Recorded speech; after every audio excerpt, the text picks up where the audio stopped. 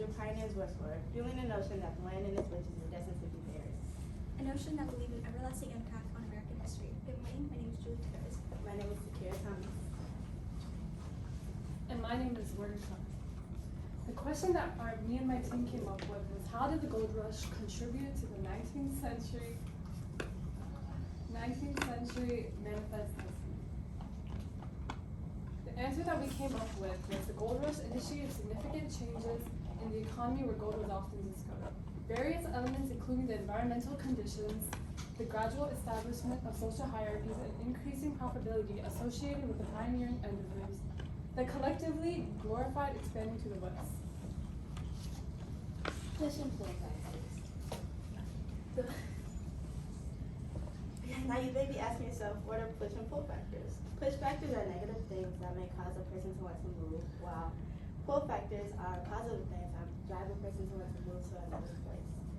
Push factors of the gold rush were overcrowding and a need for new jobs, while pull factors were plenty of cheap land, riches like gold and silver, and job opportunities.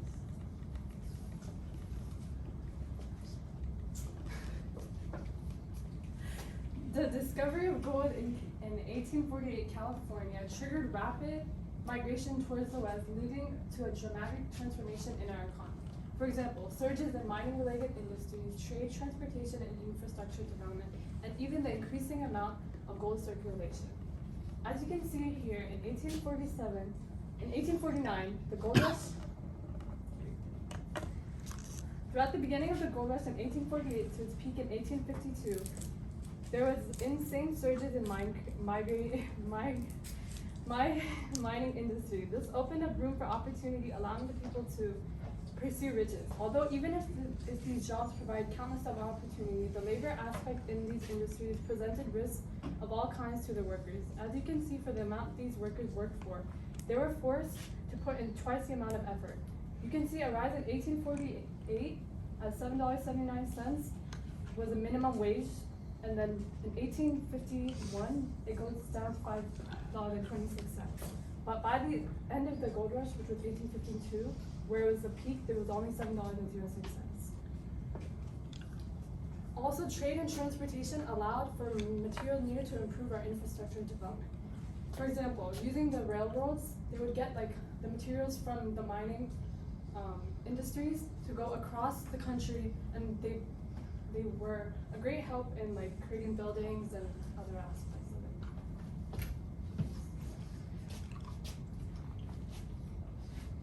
As you can see, people began to migrate westward during the gold rush, usually to find land or establish settlements near mining sites. You can see on the pictures, there's different mining sites. The Sacramento River was a huge point where most people would live, especially because this is where gold was first discovered. And they continued building sites up until Nevada, where silver was later discovered. With these new areas, people began to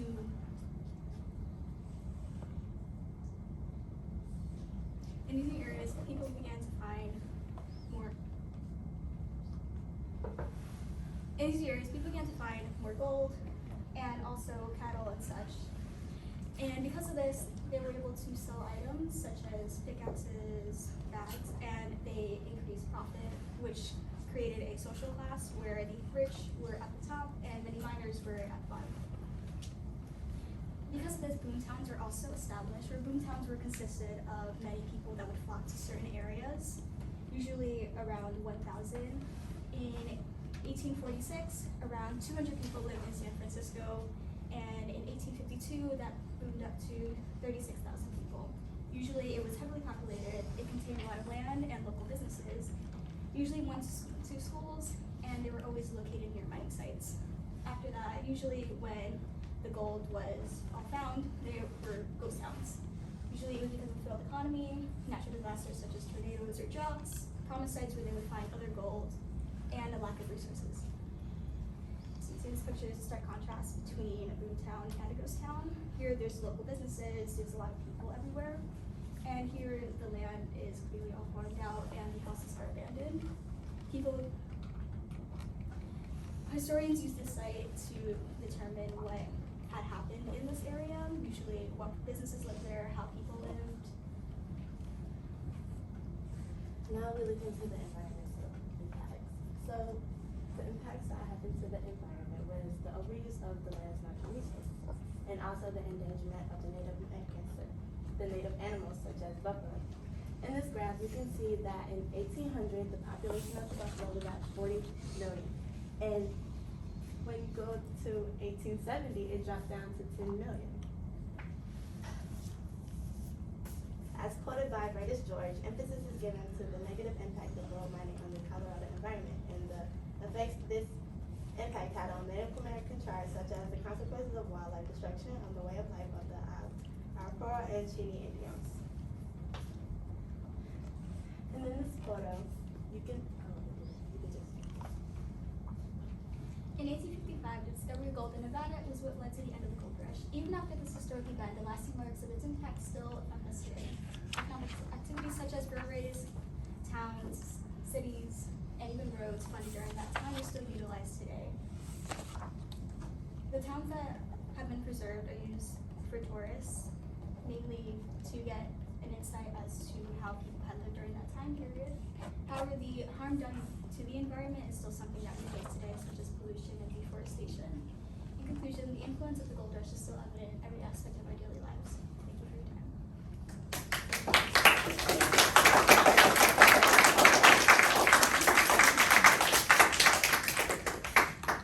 All right, ladies, 3 questions. Warder, we'll start with you. Warder, if you had had a 4th member of your team, what could they talk about that would have added to this presentation? The historical aspect of it, because I feel like there was a lot of stuff going on during the gold rush. For example, Native Americans. There was like a war between the colonists and the Native Americans going on. Not like a war, but there was like rivalry. And I feel like if we had that in there, it would kind of bring everything together. Like easier. Okay.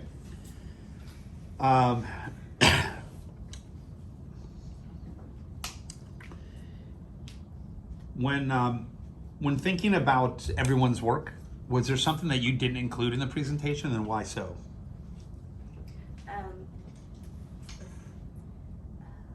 For Warda, we didn't include some of her pros and cons about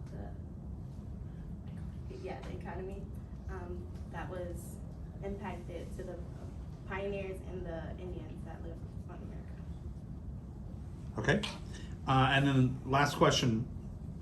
Thinking about their IRRs, which one gave you the best understanding of what Manifest Destiny was? I went to Kira's said there was a lot of numbers and a lot more information in hers that gave more background to what the gold rush was. You guys are done. Breathe.